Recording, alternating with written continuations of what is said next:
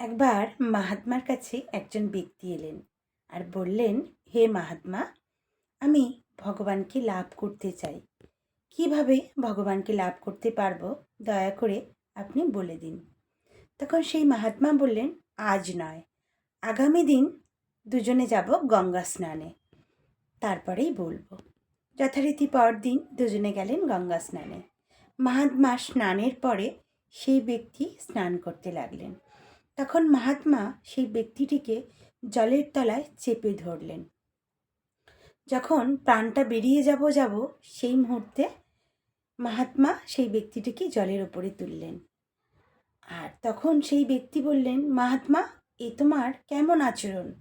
আমি তোমাকে কী প্রশ্ন করেছিলাম, আর তুমি কি আমাকে এনেছো গঙ্গায় ডুবিয়ে মারার জন্য? তখন সেই মাহাত্মা বললেন, না বেটা, আমি তোমাকে তোমার প্রশ্নের উত্তর দিলাম। কিভাবে? না, এই যে তুমি যখন জলের তলায় বাঁচার জন্য আকুলি বিকুলি করছিলে, তুমি যদি এইভাবে গোবিন্দকে ডাকতে পারো, তাহলে তুমি মাধবকে লাভ করতে পারবে। গোবিন্দকে লাভ করা অত সহজ ব্যাপার নয়। মহান মহান মুনি ঋষিরা লক্ষ লক্ষ বছর এক পায়ে দাঁড়িয়ে গাছের শুকনো পাতা খেয়েও শ্রী মাধবকে লাভ করতে পারেনি। আর আমরা তো সাধারণ জীব, সংসারে থাকা জীব, আমরা কিভাবে ভগবানকে লাভ করতে পারবো বলো?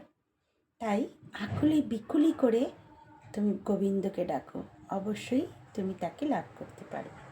হরি বল, রাধে রাধে।